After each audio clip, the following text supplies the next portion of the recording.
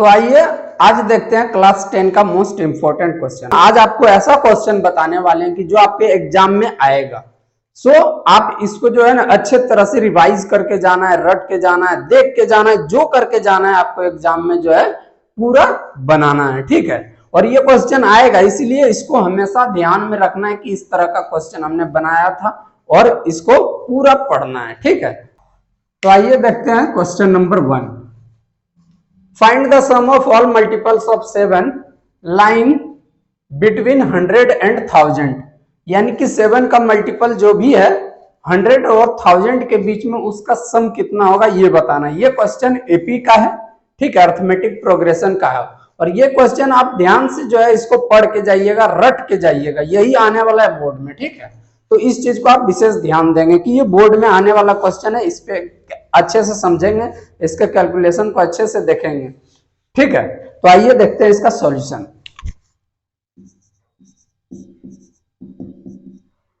अब देखिए क्या है, 100 एंड 1000 के बीच में 7 से कौन कौन नंबर डिवाइड कर रहा है, तो हम इसको चेक करेंगे। देखिए आपको हम साइड में चेक करके बता रहा हूं, 100 में डिवाइड करके देखिए 7 से, ठीक है, 28, ठीक। अब यहाँ पे क्या है, कम लगाएं। अगर हमको पूछता था 100 से छोटा नंबर तो इसमें 2 बचता तो 2 घटा देते, लेकिन बड़ा नंबर चाहिए तो एक ज्यादा से डिवाइड करेंगे, ठीक है। तो यानी 5 टाइम में 7 5 जा 35, कितना ज्यादा लिए 5 ज्यादा, यानी 5 इसमें प्लस कर देंगे तो कितना 105 आ गया। यानी 100 के बाद कोई भी नंबर होगा वो नंबर क्या होगा 105। फिर अगर 7 का मल्टीपल है तो उसमें 7 7 ऐड होते जाएगा, यानी 10 कितना 5 और 7 12। फिर उसके बाद कितना हो जाएगा ये, ठीक है। फिर आते जाते और आगे नंबर आते रहेगा, ठीक है। अब आगे हमको चेक करना है किसका, 1000 से कम का, क्योंकि बिटवीन है 100 एंड 1000। तो 1000 से कम में क्या करेंगे, फिर वही 1000 में डिवाइड करके चेक कर लेंगे 7 से, ठीक है। 7 3 0 7 4 जा 28 2 0। अब देखिए 2 0 आया, तो अब क्या करना है, 100 से आगे नहीं जाना, 100 से कम में जाना, तो इससे कम में लगाएंगे।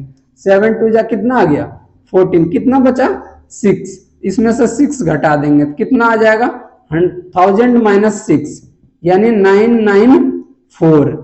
ये आ गया हमारा लास्ट टर्म, कितना आ गया 994, 994 क्या आ गया लास्ट टर्म 994।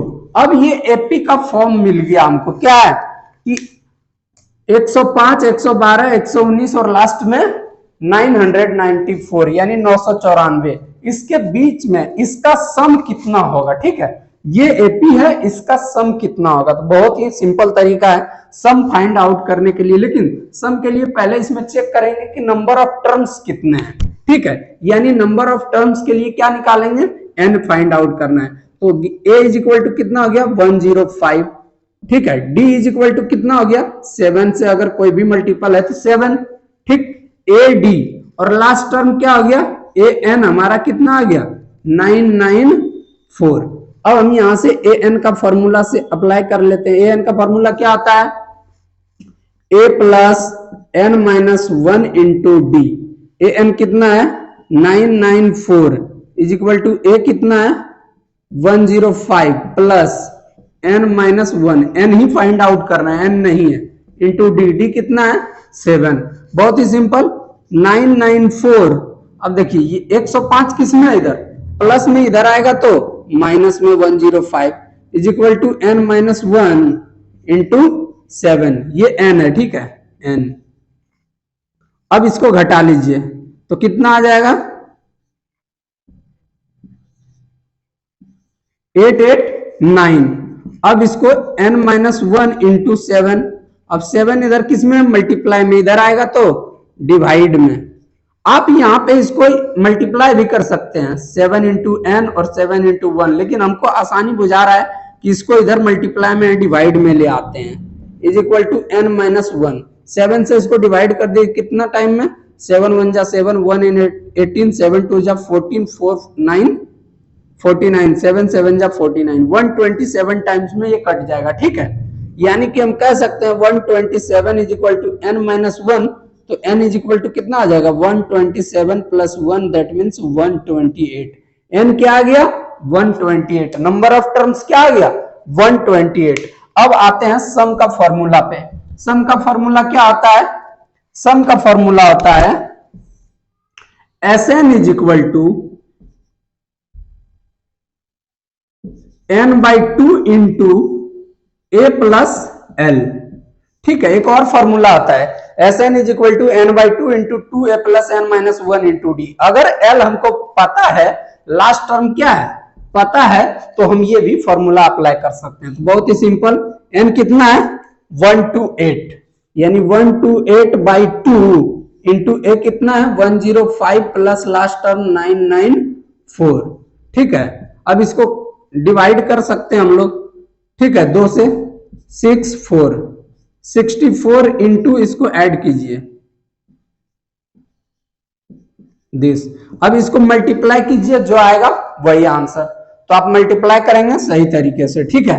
तो आप मल्टीप्लाई करेंगे तो इसका आंसर आएगा कितना 7336, ये आएगा आंसर, ठीक है। तो बहुत ही सिंपल था। सम कैसे निकालें, सबसे पहले कि हम चेक करेंगे 7 से कौन कौन नंबर डिविजिबल है 100 और 1000 के बीच में। तो हम इसको डिवाइड करके चेक कर लिए कि 105 112 ये सब डिवाइड है, और लास्ट टर्म 994। ये कैसे निकाले थे आपको हम बताए जस्ट अभी कुछ देर पहले, ठीक है। अब ए हो गया फर्स्ट टर्म, यानी फर्स्ट टर्म कितना हो गया 105 और डी 7 और ए एन लास्ट टर्म इतना 994।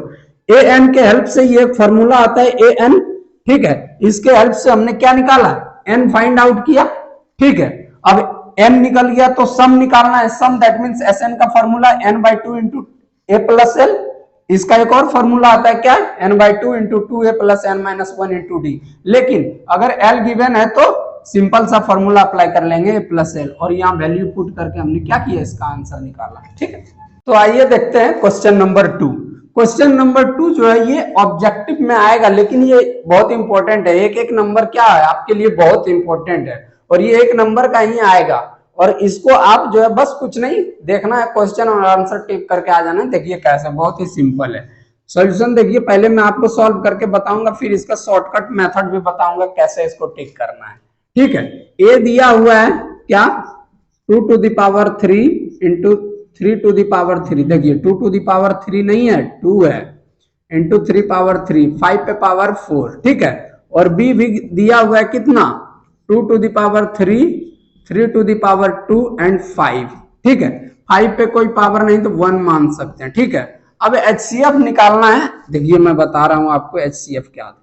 HCF बहुत ही सिंपल होता है। HCF का मतलब होता है कि दोनों में जो मिले, है ना, दोनों अगर पावर की बात है तो दोनों में जो मिले और सबसे कम जिसका पावर हो वो वैल्यू लेंगे। आप बताइए ये दोनों में सबसे कम पावर किसका है, दो तो दोनों में है, ठीक है, लेकिन सबसे कम क्या है ये वाला है 2 टू द पावर 2, तो उसको लिख दीजिए, ठीक है। अब 3 में क्या जाए, इसमें 3 पावर 3 और इसमें 3 पे पावर 2 है, यानी 3 का पावर 2 लेंगे छोटे वाला, ठीक है, पावर छोटे का लेंगे। इसमें 5 का पावर 4 है, इसमें 5 का पावर कितना है 1, यानी 5 का पावर 1 लेंगे। अब इसको मल्टीप्लाई कर दीजिए, 2 का पावर 2 4, 3 का पावर 3 9 और 5 पर पावर 5 1, यानी 5, ठीक है। अब इसको मल्टीप्लाई कर दीजिए, क्या आया 180 आंसर। बहुत ही सिंपल था कि कुछ नहीं, पावर देखना है, छोटा वाला देखना है बस, और कुछ नहीं करना है, सिंपल से आंसर आ गया। तो बस एक नंबर ऑब्जेक्टिव है। अगर इसमें एक चीज और मैं सिखाना चाहूँ एक्स्ट्रा आपको, तो इसका एलसीएम भी फाइंड आउट करेंगे, ठीक है। तो एलसीएम में क्या चेक करेंगे, बड़ा पावर, सिंपल। तो ठीक, आइए देखते हैं क्वेश्चन नंबर 3 क्या है। If sine theta is equal to √3 cos theta, है ना, साइन थीटा क्या है √3 cos थीटा, और थीटा बिलोंग्स करना है 0 टू 90 डिग्री के बीच में, ठीक है। थीटा 0 से 90 के बीच में होना चाहिए। Then theta is equal to क्या होगा, थीटा का वैल्यू फाइंड आउट करना है। क्या 30 डिग्री होगा, 45 डिग्री होगा, 60 डिग्री होगा या 90 डिग्री, बस बहुत ही सिंपल। तो देखिए क्वेश्चन पे आइए क्या होगा, इसका सॉल्यूशन देखते हैं। Sine theta is equal to क्या है √3 cos थीटा, ठीक है। अब cos थीटा इधर मल्टीप्लाई में तो इधर आएगा तो किस में हो जाएगा, डिवाइड में, यानी कि sine theta by cos theta is equal to √3। Sine theta by cos theta क्या होता है, tan theta. Tan theta is equal to √3। अब बताइए 10 में √3 किसका वैल्यू होता है, जल्दी से, टेन थीटा में √3 किसका वैल्यू होता है, तो याद रखिएगा tan 60 का वैल्यू होता है √3। अब 10 से 10 कंपेयर कर दीजिए तो कितना होगा, 10 से 10 को कंपेयर किए तो ये एंगल एंगल आ गया, यानी थीटा इज इक्वल टू कितना आ गया, 60 डिग्री। बहुत ही सिंपल था। तो आइए देखते हैं क्वेश्चन नंबर 4। अब देखिए ये क्वेश्चन है किससे रिलेटेड, सर्किल से रिलेटेड। ठीक है, तो आप सर्कल का चैप्टर पढ़े होंगे, बहुत आसान था। इसमें एरिया रिलेटेड टू सर्कल से है ना, इसमें क्या था, इसका एरिया निकालना है, सेक्टर हो, मेजर सेक्टर हो, माइनर सेक्टर हो, है ना, तो ये सब चीजें। तो इसी में से एक क्वेश्चन ये है क्या है, और ये क्वेश्चन ऐसा है कि बुक में होगा ही हो, ये आप ध्यान में रखना है कि ये क्वेश्चन बोर्ड में आने वाला है। अभी जो आने वाला बोर्ड है उसमें ये क्वेश्चन आने वाला है, बस इतना फोकस्ड होके जाना है आपको, मैं जो बता रहा हूं। ठीक है, तो आइए देखते हैं इसका सॉल्यूशन क्या है कि the length of the minute hand of a wall clock is 7 centimetre. ठीक है, वॉल क्लॉक जो है उसमें क्या है, मिनट हैंड का लेंथ जो है 7 सेंटीमीटर, जैसे ये है ना, इसमें जो ये 12, 3, 6, 9 ऐसा होता है।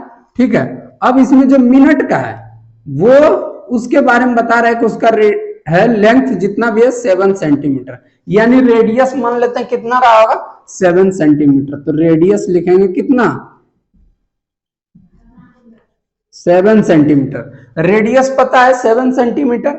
अब क्या है कि कितने मिनट तक जाता है, 20 मिनट। तो आइए आपको एक चीज सिखाता हूं मैं कि टोटल कितने डिग्री होता है, 360 डिग्री। ठीक है, एक रेवोल्यूशन कितना डिग्री होता है, 360 डिग्री। अब 360 डिग्री होता है, ठीक है, 360 डिग्री में हमको जाना कितना है, 20 मिनट तक में कितना डिग्री बनेगा। तो देखिए टोटल कितने मिनट होते हैं, 60 मिनट, यानी 6 बार में कट गया, यानी 6 डिग्री। एक मिनट में कितना, 6 डिग्री। एक मिनट में जो है 6 डिग्री बना, तो 20 मिनट में कितना होगा, जल्दी बताइए। 20 मिनट में 6 इंटू 20 दैट मीन्स 120 डिग्री। ठीक है, अब इसी से निकालना है हमको 120 डिग्री, यानी ये यहां से मान लिया जाए यहां तक आया होगा, है ना, 4 पे, तो ये कितना बन गया, 120 डिग्री का एंगल। ठीक, 120 डिग्री का एंगल बनाया। ठीक है, अब देखिए थीटा कितना आ गया, 120 डिग्री। अब आप लोग जानते होंगे कि क्या है, एक सेक्टर बन गया और एरिया इसी का निकालना, how much area does it serve. तो area of sector is equal to क्या होता है, theta by 360 into pi are square.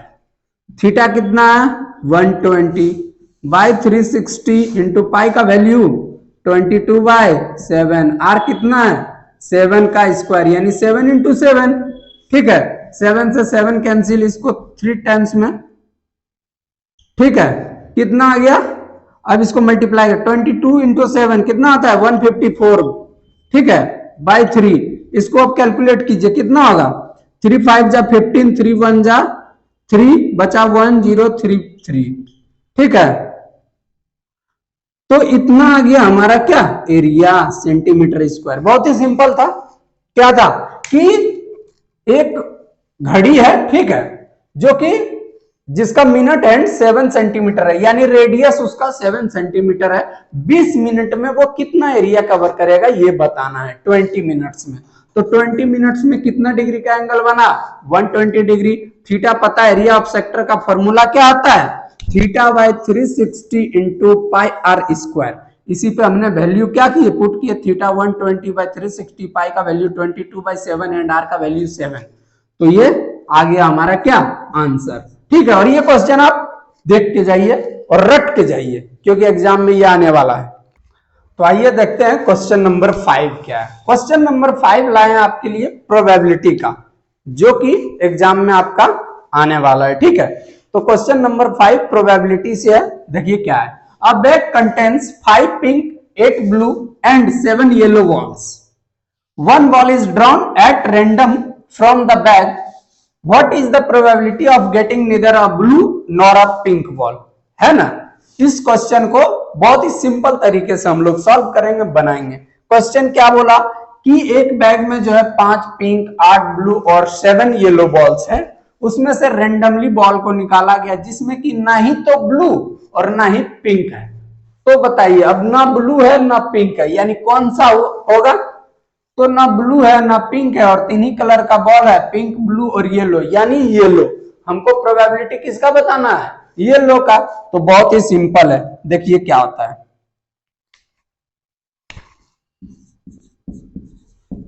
Yellow की प्रोबेबिलिटी बताना है, तो टोटल नंबर ऑफ बॉल्स कितना हो गया? टोटल बॉल्स कितने हो गए? 5 + 8 + 7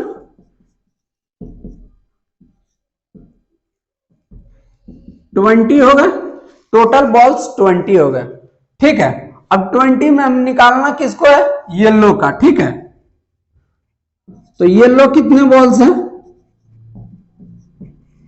ठीक, अब प्रोबेबिलिटी ऑफ येलो बताना है, ठीक है। Probability of yellow is equal to कितना आता है? देखिए, जब भी प्रोबेबिलिटी निकालते हैं, प्रोबेबिलिटी का फॉर्मूला क्या होता है कि number of outcomes upon number of total outcomes. तो कितना, हम येलो का बात कर रहे हैं, येलो कितना है? 7 अपॉन कितना? 20। यही हमारा आंसर है एक लाइन में, ठीक है। बहुत ही सिंपल था कि जिसको निकालना है वो न्यूमरेटर में और टोटल को डिनोमिनेटर में। बहुत ही सिंपल। तो ये क्वेश्चन आप देख लीजिए, 1-2 नंबर का बोर्ड में आ जाएगा। तो आइए देखते हैं question number 6। If 10 5x + 30 degree is equal to √3 then find x। बहुत ही सिंपल, क्या है? 10 5x + 30 degree is equal to √3, तो x का वैल्यू निकालना है, यानी ये x का वैल्यू हमको बताना है। तो आइए देखते हैं, बहुत ही सिंपल है। ये क्या है? 10 5x + 30 degree is equal to √3, ठीक। 10 5x + 30 degree is equal to 10 में बताइए √3 किसका वैल्यू होता है? 10 30, 10 30, 10 60 या 10 45, 10 90 किसका वैल्यू होता है? तो ये वैल्यू होता है 10 60 का, ठीक है। आप लोग टेबल याद कर लीजिएगा, ट्रिगोनोमेट्री का बहुत इंपॉर्टेंट टेबल है ना, उसका पूरा याद कर लेना है किसका कितना वैल्यू होता है। अभी 10 60 का वैल्यू कितना होता है? √3। अब देखिए एंगल का कंपैरिजन एंगल से, है ना, एंगल का कंपैरिजन एंगल से। तो बहुत ही simple, 5x + 30 degree is equal to कितना आ गया? 60 डिग्री, यानी कि 5x इज इक्वल टू 60 + 30 उधर जाएगा तो -30, ठीक है। 5x इज इक्वल टू कितना आ गया? 60 - 30 30, यानी कि x इज इक्वल टू 30/5, 5 6 जा 30, x is equal to 6 degree answer है। यानी x का वैल्यू कितना आ गया? 6 डिग्री, ठीक है। बहुत ही आसान था। तो ये क्वेश्चन आप देख लीजिएगा, बोर्ड में यही आने वाला है, ठीक है। तो आप ध्यान से इसको देखते जाइए। आइए देखते हैं क्वेश्चन नंबर 7। क्या है क्वेश्चन नंबर 7? इसमें दिया हुआ if 2x + y is equal to 23 and 4x - y is equal to 19, find the value of 5y - 2x and y/x - 2 का। ये दोनों का वैल्यू हमको बताना है, ठीक है। इसमें 2 डाटा गिवन है और 2 का वैल्यू बताना है। आप वीडियो को देखते रहिए, ठीक है। अब वीडियो को देखना, लास्ट में आपको एक टेबल में प्रोवाइड कराऊंगा जो बहुत इंपॉर्टेंट है, इसीलिए वीडियो को आप लास्ट तक देखते जाना है, ठीक है। अब आइए देखते हैं, 2x + y is equal to 23, equation क्या है? फर्स्ट। नेक्स्ट क्या है? 4x - y is equal to 19, equation क्या है? सेकेंड। ये 2 इक्वेशन है। अब यहां पे क्या करना है? ये दोनों को ऐड करना है, ठीक है। Add first and second, first और सेकेंड को ऐड कर देना है। क्या हो जाएगा? 2x + y is equal to 23, 4x - y is equal to 19। इन दोनों को ऐड किए, ये दोनों कैंसिल, प्लस में माइनस में 4x 2x कितना? 6x इज इक्वल टू, इसको ऐड कीजिए 42 आ गया, यानी x का वैल्यू कितना आ गया? 42/6 6, 6 7 जा 42, यानी x का वैल्यू आ गया 7। x का वैल्यू क्या आ गया 7। बहुत ही सिंपल। अब इसको क्या करना है, x का वैल्यू किसी एक इक्वेशन में रख दीजिए, ठीक है। Put the value of x in equation first. First क्या है 2x plus y is equal to 23, यानी कि क्या हो जाएगा 2 इंटू एक्स का value 7 plus y is equal to 23, ठीक है। 7 2 जा 14 plus y is equal to 23, यानी वाई इज इक्वल टू कितना 23 माइनस 14, इसको घटाइए कितना होगा 9 होगा, यानी y का वैल्यू क्या आ गया 9। अब देखिए यहाँ पे y का वैल्यू 9 आ गया, x का वैल्यू 7, y का वैल्यू 9। अब आ जाइए क्वेश्चन पे, क्या है क्वेश्चन कि 5y माइनस 2x का वैल्यू निकालना है। नाउ 5y माइनस 2x, तो 5 इंटू वाई के जगह क्या लिखना है 9, माइनस 2 के x के जगह क्या 7 फाइंड आउट किए तो 7 रख दीजिए। 5 9 जा 45 माइनस 7 2 जा 14, कितना आ जाएगा 31 आंसर पहला। दूसरा कितना है सेकंड में आ जाइए y बाई x माइनस 2, यानी y का वैल्यू 9 बाई x का वैल्यू 7 माइनस 2। अब इन दोनों का हम लोग एलसीएम ले सकते हैं, तो क्या आ जाएगा 7 1 का एलसीएम 7, 9 माइनस है ना 1 7 जा 2 7 जा 14, यानी 14 में से 9 घटाएंगे कितना आएगा -5/7। ये आ गया हमारा आंसर, ठीक है। ये देखिए कितना इंपॉर्टेंट क्वेश्चन है कि दो हमको यहाँ पे इक्वेशन गिवन है फर्स्ट एंड सेकंड। फर्स्ट क्या है 2x plus y is equal to 23, second है 4x minus y is equal to 90। अब इन दोनों के हेल्प से हमने क्या किया x और y का डाटा निकाल लिया, इन दोनों का ऐड किए तो y से y cancel, 4x 2x 6x is equal to इन दोनों का ऐड किए 42, x इज इक्वल टू 7। अब x का वैल्यू क्या की इक्वेशन फर्स्ट में पुट कर दिए तो y निकल गया क्या 9, ठीक है। अब हम इन दोनों का हेल्प से x और y का वैल्यू जब आ गया तो इन दोनों को इसमें पुट कर दिए 5y minus 2x, 5 into 9 minus 2 into 7 that is 31। उसी तरह यहाँ पे भी पुट कर दिए y माइनस 2y के जगह 9, x के जगह 7, एलसीएम लेके -5/7 आ गया हमारा आंसर। तो बहुत ही सिंपल क्वेश्चन था, ठीक है। तो इसको आप सॉल्व करेंगे। तो आइए देखते हैं क्वेश्चन नंबर 4। क्या क्वेश्चन नंबर 7 4 नहीं। The curved surface area of a cylinder is 264 meter square and its volume is 924 meter cube. Find the ratio of its length to its diameter. ठीक है, बहुत ही सिंपल है कि एक सिलेंडर है जिसका कर्व सरफेस एरिया दिया हुआ है 264 मीटर स्क्वायर और इसका वॉल्यूम दिया हुआ है 924 मीटर क्यूब, यानी 924 मीटर क्यूब। तो कुछ नहीं, इसका लेंथ और डायमीटर का रेशियो बताना है। लेंथ मतलब इसका हाइट और इसके डायमीटर का रेशियो बताना है। तो सबसे पहले आते हैं क्वेश्चन पे, क्या है सिलेंडर, ये है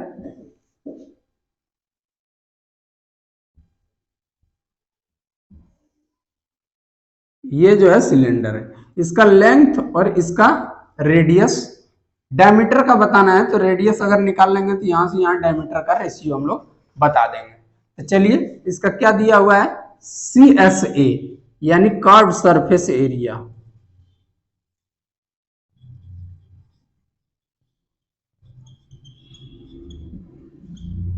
इज इक्वल टू 264, कितना है 264 मीटर स्क्वायर, ठीक है। कर्व सरफेस एरिया का फॉर्मूला क्या आता है, फॉर्मूला आप लोग जानते हैं तो अच्छी बात है, नहीं जानते तो मैं बता रहा हूं। वैसे आपको फॉर्मूला बहुत जरूरी है कि याद रखना है ना, ये सब क्वेश्चन में फॉर्मूला बहुत इंपॉर्टेंट होता है। तो कर्व सरफेस एरिया का फॉर्मूला आता है 2 पाई RH, ठीक है 2 पाई RH, जिसका वैल्यू दिया हुआ है 264, ठीक है। यहां से हम लोग इसका वैल्यू निकाल लेते हैं, कितना 2 इंटू पाई का value 22/7 into R into H is equal to 264, ठीक है। अब यहां से R into H is equal to कितना आ जाएगा 264, इधर 2 इंटू 22 कितना है मल्टीप्लाई में, इधर आ जाएगा डिवाइड में, और 7 डिवाइड में तो इधर चल जाएगा मल्टीप्लाई में, ठीक है। तो इस यहां पे 2 होगा, ठीक है। तो आप इसको कटा दीजिए। 2 से कितना टाइम में 1 2 3 जा 2 2 जा 22 से 6 बार में 6 7 जा कितना आ गया 42 आ गया हमारा। R इंटू एच कितना आ गया 42। ठीक है, अब हम लोग निकाल लेंगे क्या, यहां से R या H कुछ भी एक चीज फाइंड आउट कर सकते हैं। मान लिया जब हम लोग R इज इक्वल टू लिखते हैं तो क्या आ जाएगा 42/H। R आ गया हमारा क्या 42/H। तो अब देखिए इसका चेक करते हैं हम लोग क्या नाउ। अब इसके वॉल्यूम पे आते हैं, क्या है वॉल्यूम इज इक्वल टू 924। ठीक है, वॉल्यूम का फॉर्मूला क्या आता है pi R square H is equal to 924। Pi का वैल्यू 22/7, R का वैल्यू यहां से रख देंगे हम लोग, कितना आएगा 42/H इंटू 42/H और H पहले से है ना ये इज इक्वल टू 924। तब देखिए H से H कैंसिल, 7 से 6 टाइम में ये कैंसिल। अब आ जाइए इसको सॉल्व कर लेते हैं, कितना आएगा H इधर क्या बच गया है 1/H, यहाँ पे लिख दे रहा हूं 1/H इज इक्वल टू 924। अब देखिए मल्टीप्लाई डिवाइड में कुछ है नहीं है, यानी मल्टीप्लाई में नहीं जाएगा। अब सारा ऊपर है 22 6 एंड 42, तो सारा यहाँ पे नीचे आ जाएगा 22 इंटू 6 इंटू 42। ठीक है, तो 22 से 6 से इसको काट देता हूं मैं, 6 से कितना 6 1 जा 6 3 2 6 5 जा 32 24 6 4 जा दिस। ठीक है, 22 से कट जाएगा इसको 7 बार में। ठीक है, 7 से कट जाएगा ये 6 बार में। ठीक है, यानी 1/H इज इक्वल टू 1/6। अब इसको पलट दीजिए तो H कितना आ गया हमारा 6 आ गया, H 6 आ गया और R क्या निकला हुआ है 42/H। तो यहां से आप देख लीजिए क्या है, put H in equation first.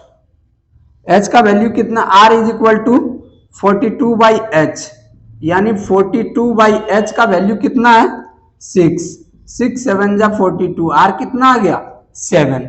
ठीक है, यानी R हमारा आ गया 7। अब रेशियो निकालना है क्या, find the ratio of length to its diameter, यानी लेंथ मतलब हाइट, हाइट और डायमीटर का रेशियो निकालना है। इसलिए ratio is equal to height कितना है 6 और डायमीटर, डायमीटर क्या आता है रेडियस का डबल यानी 7 है, तो कितना आ जाएगा 14 आंसर। ठीक है, 6:14। तो इसको हम लोग अभी कटा भी सकते हैं, 2 3 जा 6 2 7 जा, दैट मीन्स 3:7 आंसर आ गया। क्या आया 3:7। तो देखिए ये बहुत इंपॉर्टेंट क्वेश्चन है ना, ये क्वेश्चन बहुत इंपॉर्टेंट है। ठीक है, तो आप इसको जो है एकदम बना लेंगे। पहले आपको यहां से छापना है इधर से, और फिर ये बनाना है, फिर ये। ठीक है, तो ये बहुत इंपॉर्टेंट क्वेश्चन, इसको आप क्या करना है कुछ नहीं, पहले कर्व सरफेस एरिया इसका निकाल लीजिए और फिर बना दीजिए। तो आइए देखते हैं क्वेश्चन नंबर 8। ठीक है, the length of tangent drawn to a circle of radius 7 centimeter from a point 25 centimeter from the center is, है ना 25 सेंटीमीटर एक पॉइंट से है, तो इसका सेंटर से क्या डिस्टेंस होगा ये बताना है। एक सर्कल है, ठीक है, अब यहां पे इसका रेडियस पता है, अब इस पे एक टेंजेंट डाला गया है। ठीक है, ये एक टेंजेंट डाला गया है। अब यहां से ये रेडियस गिवन है कितना 7 सेंटीमीटर, और ये पॉइंट कोई है P। ठीक है, तो इसका डिस्टेंस पता करना है OA। ठीक है, और ये डिस्टेंस दे दिया है 25 सेंटीमीटर। ठीक, तो बहुत ही सिंपल है, कैसे निकालना है देखिए। ये क्या है, आपको एक चीज पता होगा, जब भी कोई टेंजेंट पे जो है रेडियस, हमेशा कोई टेंजेंट खींचा जाता है तो वो 90 डिग्री होता है, परपेंडिकुलर होता है। और जब भी ये परपेंडिकुलर हो गया, यानी यहाँ पे क्या एक ट्रायंगल कौन सा हो गया राइट एंगल ट्रायंगल, और राइट एंगल ट्रायंगल में कौन सा हम थ्योरम अप्लाई कर सकते हैं पाइथागोरस। ठीक है, तो बहुत ही सिंपल है, इसका फॉर्मूला क्या आता है PA का P A is equal to पहले लिख देता हूं 25 centimetre, O A is equal to कितना 7 centimetre and OP is equal to या पीओ नहीं पता। ठीक है, अब इसी से हम लोग क्या करेंगे, वैल्यू निकालते हैं। फॉर्मूला है, ठीक है, पी ए का square is equal to O A का स्क्वायर प्लस ओपी का स्क्वायर। ठीक, पी ए कितना है 25, 25 का square is equal to O A कितना है 7 का स्क्वायर प्लस ओपी का स्क्वायर। ठीक, 25 का स्क्वायर 625, 7 का स्क्वायर 49 प्लस ओपी का स्क्वायर। ठीक है, 625, 49 प्लस में इधर आएगा तो माइनस में, तो ये क्या हुआ 625 minus 49 is equal to OP का स्क्वायर। अब इसको सब्ट्रैक्ट कर दीजिए, कितना होगा 7576 is equal to OP square. ठीक है, अब इधर आ जाइए, यानी हम कह सकते हैं ओपी स्क्वायर कितना हो गया 576, यानी ओपी इज इक्वल टू कितना आ गया अंडर रूट 576। अब बताइए 576 किसका स्क्वायर रूट है, सोचिए, ये है 24 का स्क्वायर रूट, यानी कितना आ गया 24 सेंटीमीटर। ये वाला टर्म कितना आ गया 24 सेंटीमीटर, और यही फाइंड आउट करना था, क्या द सेंटर इज लेंथ। ठीक है, 24 सेंटीमीटर। तो ये बहुत ही सिंपल क्वेश्चन था, पाइथागोरस से बना लिए हम लोग। ठीक, तो अब आगे देखेंगे जो भी क्वेश्चन आएगा वो इंपॉर्टेंट क्वेश्चन नेक्स्ट वीडियो में। ठीक है, तब तक के लिए आप वीडियो को देखते रहिए और आगे अपने दोस्त को भी भेजिए और लाइक शेयर सब्सक्राइब भी कर दीजिए।